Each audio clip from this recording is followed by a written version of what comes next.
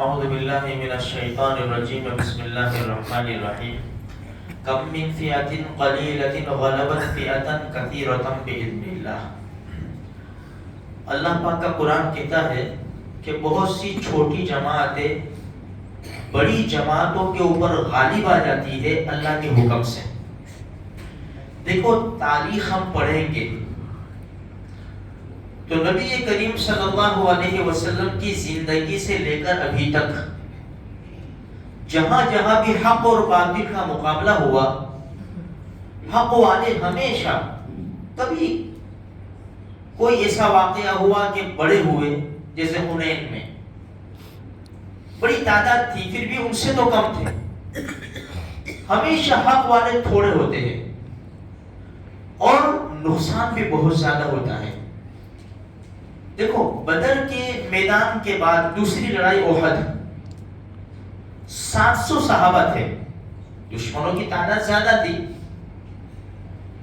یہاں 70 صحابہ رضی اللہ تعالیٰ عنہ شہید ہوئے، 70 صحابہ 700 میں سے، اور بڑی شخصیت حضرت حمزہ رضی اللہ تعالیٰ عنہ۔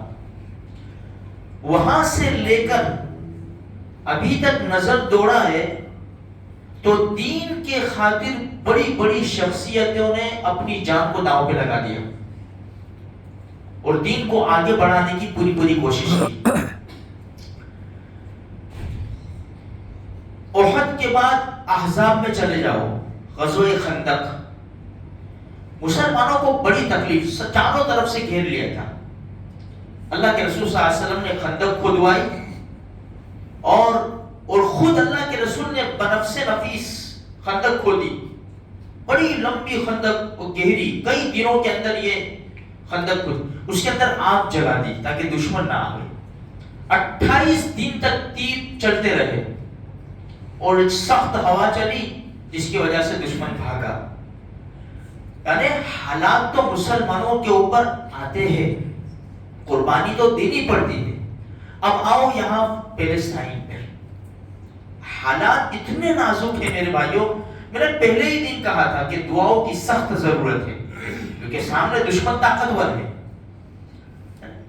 چھوٹے چھوٹے بچوں کی جانیں جا رہی ہے، یعنی عجیب، ہم سب کو خبر ہے، سب سوشل میڈیا کے اوپر دیکھ رہے ہیں۔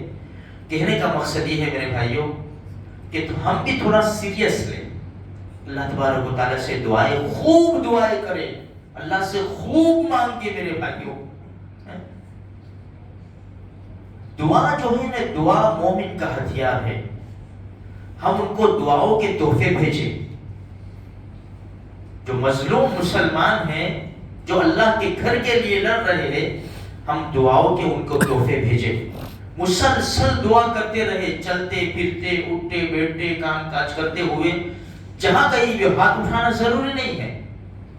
اے اللہ مسلمانوں کی مدد فرما، اے اللہ مسلمانوں کی مدد فرما، اے اللہ مظلوموں کی مدد فرما۔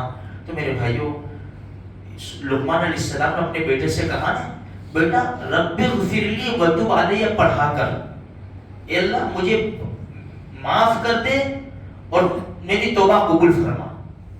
بیٹا یہ پڑھا کر، اس لیے کہ کون سی گھڑی ایسی قبولیت کی ہو جو تیری دعا کے ساتھ مل جائے تو تیرا بیڑا پار ہو جائے۔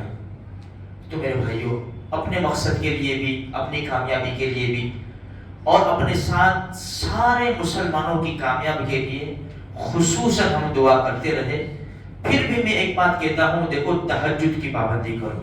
اللہ سب سے پہلے مجھے بھی، آپ کو بھی توفیق نصیب فرمائے۔ یہ تہجد کی دو رکعت ہے نا میرے بھائیوں، ہماری دنیا بدل دے گی، ہماری دنیا تو دنیا، آخرت بھی بدل دے گی ہماری۔ 2 رکعت، 5 منٹ کا مسئلہ ہے، صرف 5 منٹ کا۔ 5 منٹ میں اگر ہم یہ چاہتے ہیں کہ میری دنیا بھی اچھی ہو جاوے، آخرت بھی اچھی ہو جاوے نا، تو خالی 5-7 منٹ، پھر اللہ توفیق دے تو 4 رکعت پڑھو، 8 رکعت پڑھو، جتنی اللہ پاک توفیق دے۔